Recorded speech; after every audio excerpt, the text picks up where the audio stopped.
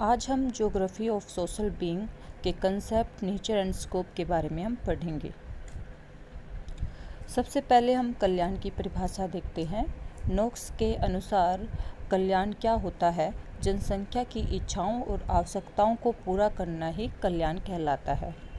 ये आवश्यकताएं और चाहत सांस्कृतिक और ऐतिहासिक रूप से परिभाषित की जाती है। अगर हम देखें, इनका कोई व्यापक सूचकांक नहीं होता। उदाहरण के लिए अफ्रीका में गरीब लोगों के लिए भोजन, वस्त्र और आश्रय उनकी इच्छाएं और आवश्यकता होती है। दूसरी तरफ अगर अमेरिकी लोगों को हम देखें तो कार, बड़े बंगले, ढेर सारे पैसा होने को ही वो कल्याण मानते हैं। मास्लो ने 1954 में आवश्यकताओं को कुछ भागों में डिवाइड किया है। जो हमारी बेसिक नीड की आवश्यकताएं होती हैं वो होती है भोजन, वस्त्र और आवास। सुरक्षा संबंधी आवश्यकताएं होती है जैसे सुरक्षित वातावरण, शारीरिक नुकसान से सुरक्षा। भावनात्मक आवश्यकताओं में स्नेह, संबंध, समूह मानदंडों की अनुरूपता को शामिल किया है। सामाजिक आवश्यकता में प्रतिष्ठा, स्थिति, प्रभुत्व को शामिल किया है और आत्मपूर्ति में स्वयं की पूर्ण क्षमता और सामर्थ्य के अनुरूप जीवन जीना को शामिल किया है।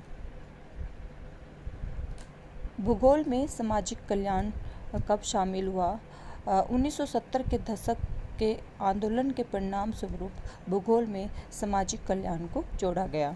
उस समय कुछ ऐतिहासिक, राजनीतिक और सामाजिक आर्थिक घटनाओं ने कुछ आंदोलनों को जन्म दिया। वो घटनाएं क्या थी? वियतनाम के युद्ध, शहरों में अपराध का बढ़ना, सामाजिक अन्याय का बढ़ना और पर्यावरण का ह्रास आदि जैसी समस्याएं उस समय देखने को मिल रही थी।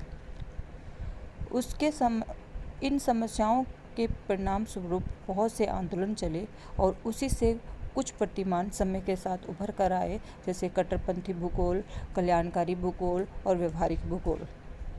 इन सभी के दृष्टिकोण का मुख्य उद्देश्य था सामाजिक समस्याओं का समाधान करना और कल्याण को बढ़ावा देना। यहाँ हम सामाजिक कल्याण की अवधारणा यानी कंसेप्ट के बारे में पढ़ेंगे। इसका तात्पर्य क्या होता है? किसी विशिष्ट भौगोलिक संदर्भ में व्यक्तियों और समुदायों के जीवन की गुणवत्ता, खुशी और कल्याण के आकलन और मापन से की गई है।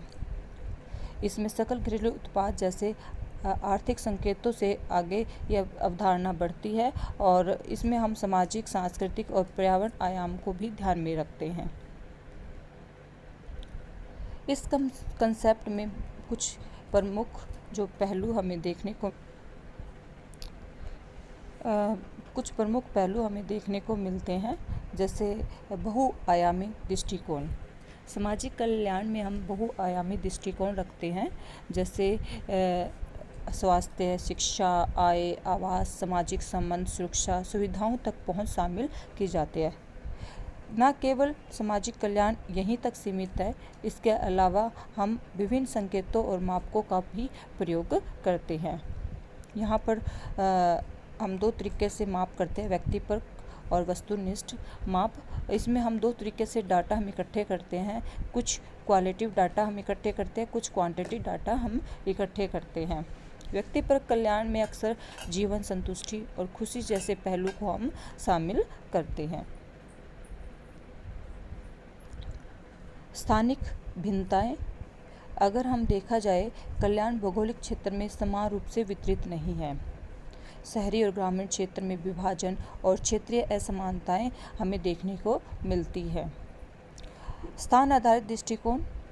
किसी स्थान या समुदाय की विशेषता, सामाजिक सामंजस्य, निर्मित वातावरण उसके निवासियों के कल्याण को कैसे प्रभावित करती है, इन सभी चीज़ों को भी हम इसके कंसेप्ट में हम देखते हैं। स्थान आधारित दृष्टिकोण विभिन्न स्थानों के विशिष्ट विशेषताओं पर विचार करती है। सामाजिक न्याय और समानता।